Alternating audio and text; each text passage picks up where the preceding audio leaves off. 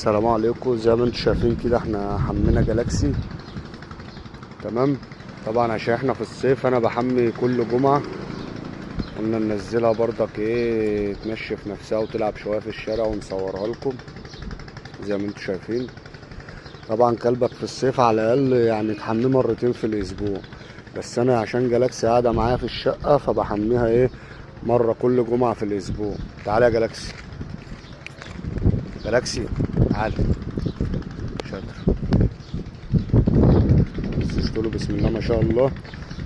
ان شاء الله انتظروا فيديو هينزل النهارده واحنا بنعلم جالاكسي امر داون.